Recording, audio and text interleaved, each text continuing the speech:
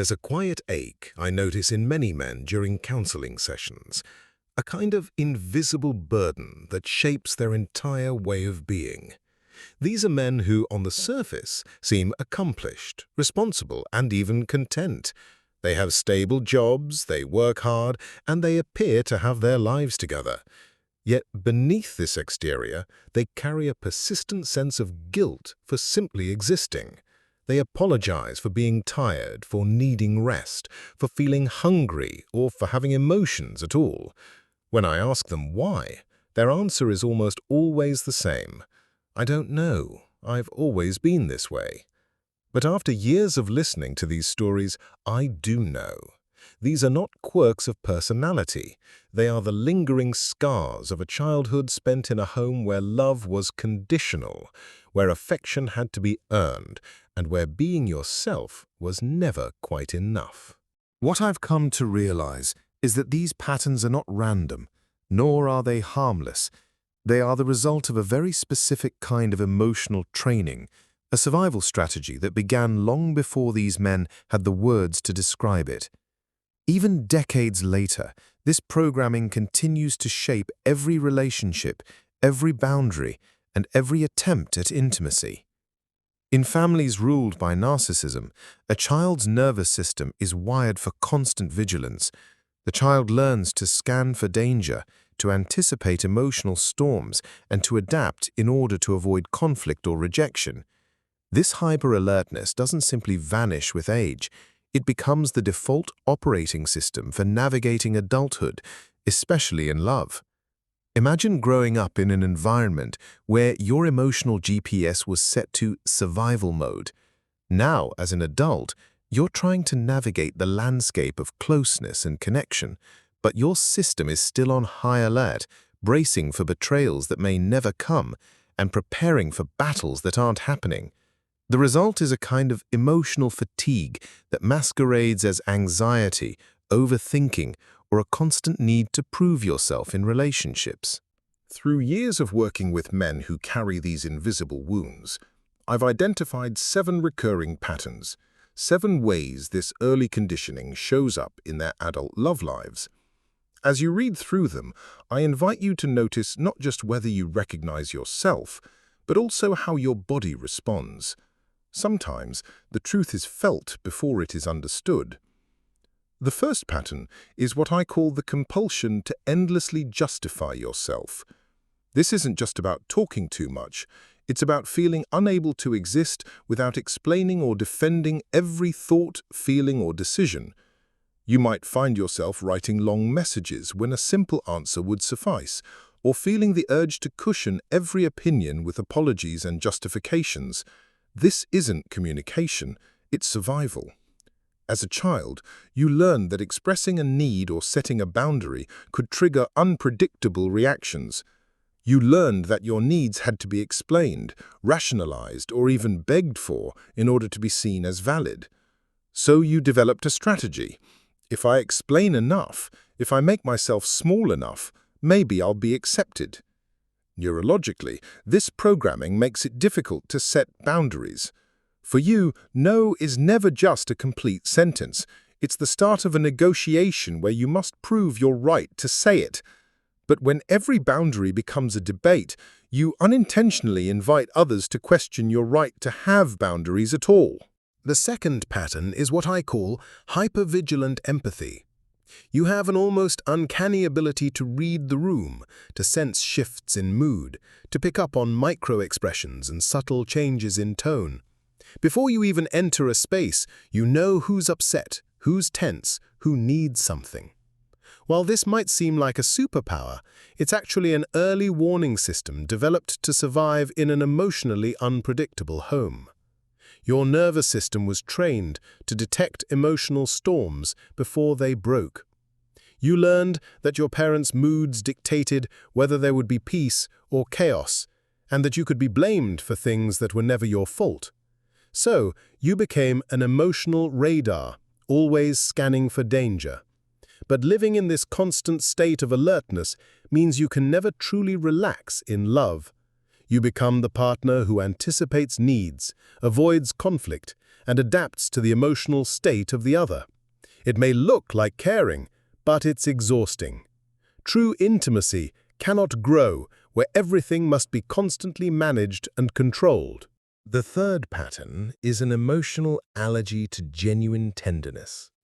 When someone offers you real kindness, sincere attention, or affection without strings attached, your body doesn't relax, it tenses up.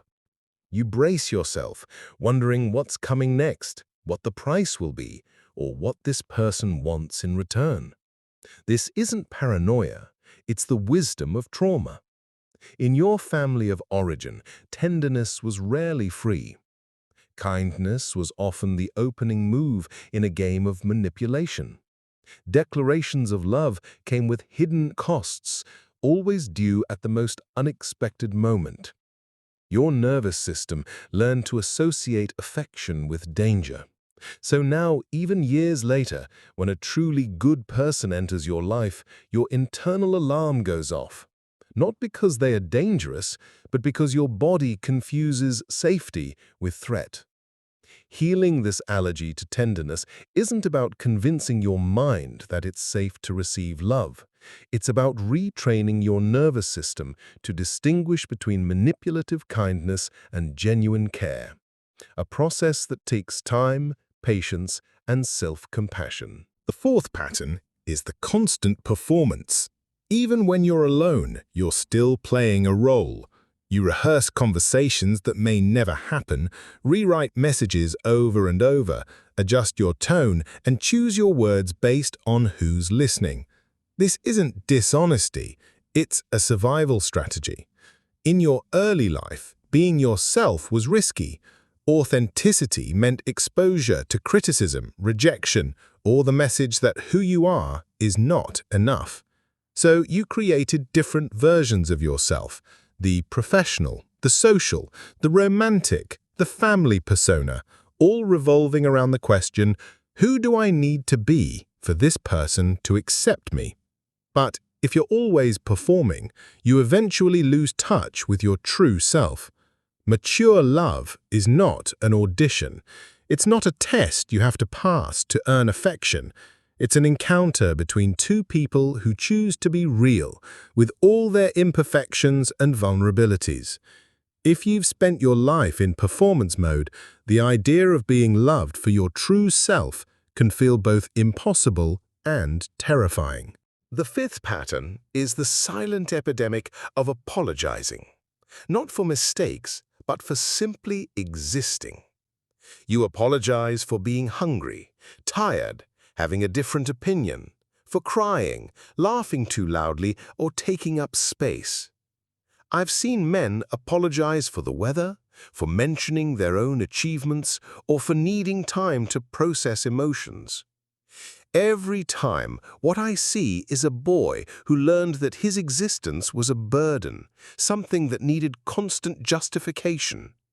When you keep apologizing for who you are, you teach others to treat you as less valuable. You reinforce the message you internalized as a child, that you are not enough, that your presence is too much, that your needs are a problem. The sixth pattern is the magnetic pull toward emotionally unavailable people. This isn't masochism, even if it looks that way from the outside. It's familiar terrain. Your nervous system recognizes the pattern, the urge to conquer love, the struggle to earn it, the uncertainty of whether you're enough. Your brain has learned that love is tied to effort, that fear is synonymous with passion, that conquest proves your worth. When someone offers you love freely, without drama or conditions, your nervous system doesn't recognize it as love. It feels like boredom, or as if something is wrong. You've learned a language of love that is all about lack, effort, and constant proving. When someone speaks to you in the language of abundance, ease, and unconditional acceptance, you literally don't recognize it as love. This is why you end up in relationships where you have to constantly prove your right to exist, where love is given in drops, and part of you is always working to be enough. This cycle continues because, unconsciously, you are still trying to finally earn the love you never received, to prove to yourself that this time you are worthy of being chosen. The only way to break this cycle is to learn to endure love that comes easily, to train your nervous system to recognize that emotional availability is not boring, it's safe. Love you don't have to fight for isn't less valuable, it's more genuine, deeper, and more real. The seventh and final pattern is the deep fear of becoming the very person who hurt you. You live with a constant worry that you might come across as arrogant, that you might hurt others, that you might show any trait that reminds you of the narcissism that shaped you.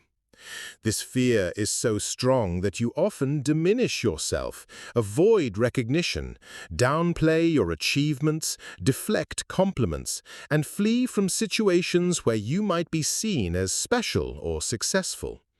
Deep down, you carry the belief that being visible is dangerous, that it might make you like the parent who wounded you. But here's the beautiful irony. People who are genuinely afraid of being narcissistic almost never are. The very fact that this thought occupies your mind is proof of your empathy, your awareness, your capacity to care. True narcissists don't worry about being narcissistic. They don't lose sleep over whether they've hurt someone. Your fear of becoming like them is, in fact, your greatest protection against it. It keeps you connected to your humanity, your ability to feel, your deep desire not to repeat what once wounded you. But when this fear becomes so strong that it paralyzes you, keeps you from shining, or makes you invisible, it becomes a new kind of prison. Recognizing these patterns is not about labeling yourself as broken or defective, it's about empowering yourself to choose differently. These 7 patterns are not flaws in your character, they are intelligent adaptations your mind created to survive in an environment where love was conditional, where your worth depended on making others happy, people who couldn't be happy with themselves.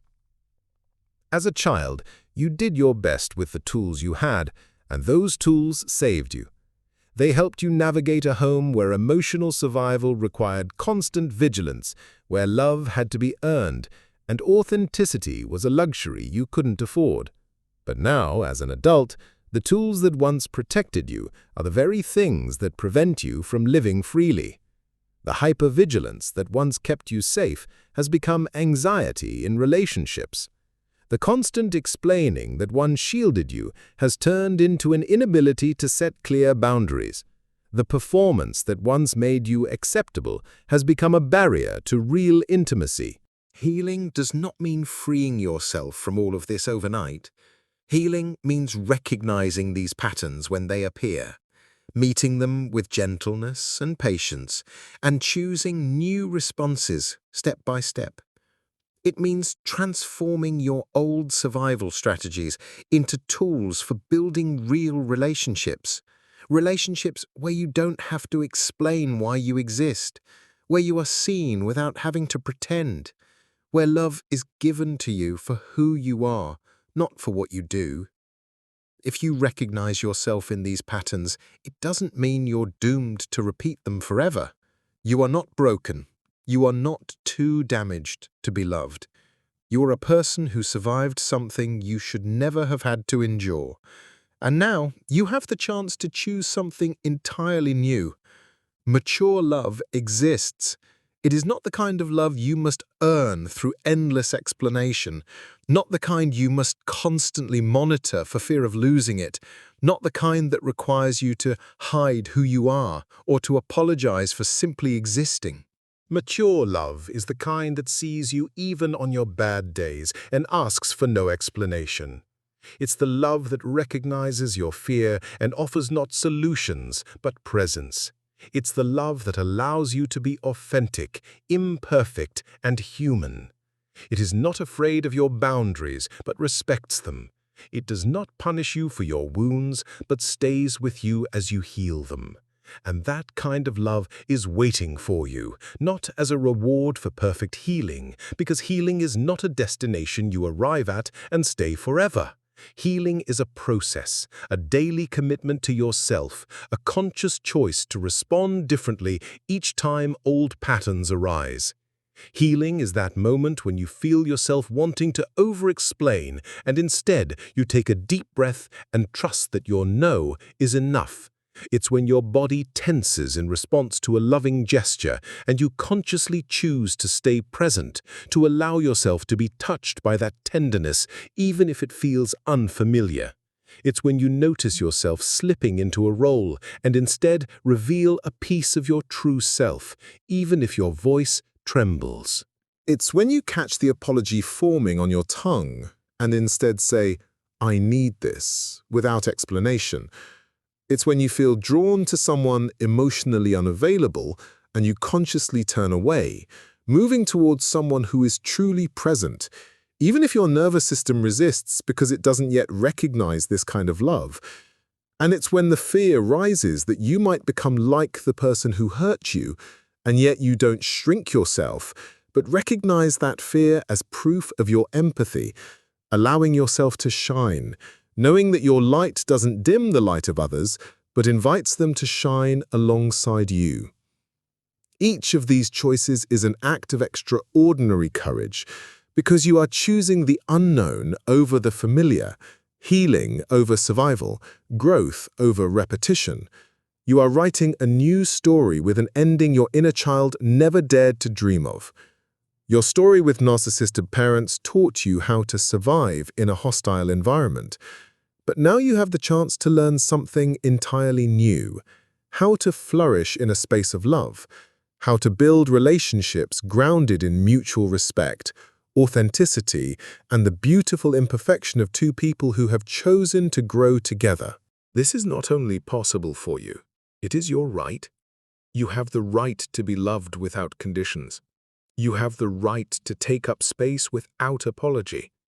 You have the right to set boundaries without endless explanations. You have the right to be seen, known, and valued for who you are. The love you are looking for not only exists, it is also looking for you. But in order for you to recognize it when it comes, to allow it to stay, you must do something that may feel like the hardest thing in the world. You must begin to treat yourself with the same tenderness you offer others. You must start speaking to yourself the way you would speak to your closest friend, someone who has lived through what you've endured. You must begin to defend yourself with the same strength you would use to protect someone you love. You must start to see yourself through eyes of compassion, the very eyes with which you look at others who've survived similar wounds. Because the deepest truth is this: you cannot receive love you don't believe you deserve. You cannot build healthy relationships while you're still trapped in a toxic relationship with yourself.